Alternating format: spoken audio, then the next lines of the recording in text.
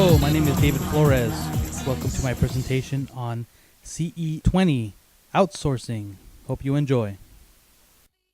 In this lesson, we will learn about what is outsourcing, why organizations choose to outsource IT and IS services, what are the popular outsourcing alternatives, what are the risks of outsourcing, and we'll also look at a recent example of outsourcing. So what exactly is outsourcing? Outsourcing is the process of hiring another entity to perform a service. Almost any activity in the value chain can be outsourced. Peter Drucker, the father of modern management theory, has said, "Your back room is someone else's front room." He means that organizations sometimes do not focus on certain activities, but other organizations do. This means that sometimes outsourcing makes a lot of sense. So why do organizations choose to outsource IT and IS services? They do so because there are advantages to this. These include management advantages, cost reduction, and risk reduction. Let's look at each of these further. Here are some ways that outsourcing can produce management advantages.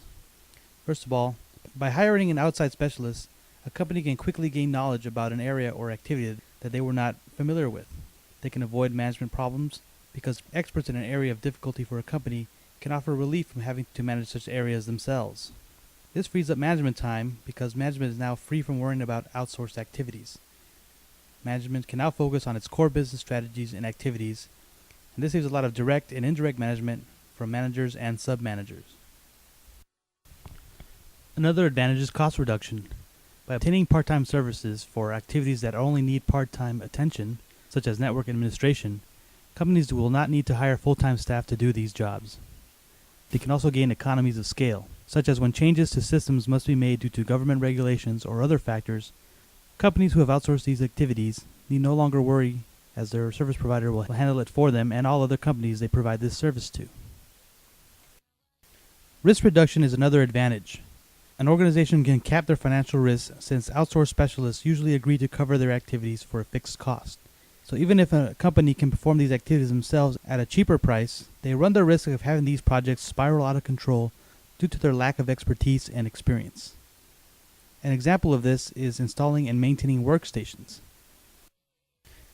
Outsourcing can improve quality because a certain level of quality is to attain in such an area instead of trying to do them in-house and risk lower quality production. Outsourcing can also reduce implementation risks, as a company who is trying their hand at a new activity runs the risk of starting off on the wrong foot and incurring huge costs to get back on track. Experts will know how to better manage the risks of such projects or activities, as they are already familiar with them. Let's talk about what are some popular outsourcing alternatives. These include the acquisition and operation of computer hardware, computers in a web farm, acquiring software licenses, a web storefront such as Amazon.com, who offers a storefront for vendors who do not wish to set up their own web presence, and also entire systems such as human resources and employee travel can be outsourced. Let's take a moment to view this graphic regarding the scope of some popular outsourcing alternatives. We can see that they can encompass either one or all 5 of the elements of a business information system, depending on what they are. So we can see that outsourcing solutions can be focused in one area or be quite inclusive to cover entire business functions. Now let's talk about some of the risks of outsourcing. First of all, a company who uses outsourcing can lose control because the vendor is now in the driver's seat. They will now steer the direction of technology for that company.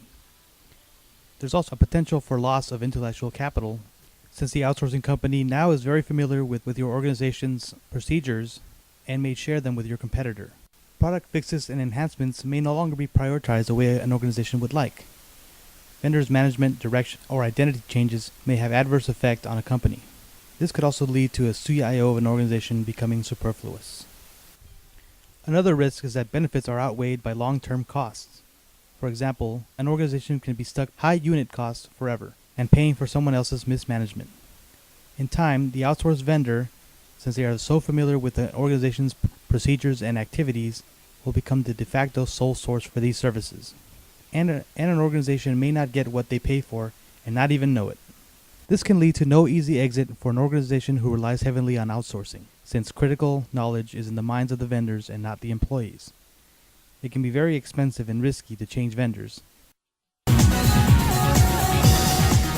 Now let's look at a current example of outsourcing in action. An article by Allery Gilbert on CNET.com News tells us about how companies recovering from the Katrina disaster in 2005 have effectively used outsourcing to get them back on track. The article tells us that many businesses had disaster recovery plans partnered with companies such as IBM and SunGard Data Systems and were able to quickly resume business after having their systems wiped out by Hurricane Katrina. It also tells us that post 9/11, many companies had sought out experts in disaster recovery in case of a major event. This included consulting, programs for recovering data, remote backup, and mobile offices. The article also tells us that still many companies have no viable disaster recovery plan in place, and even fewer actively update or test their recovery systems.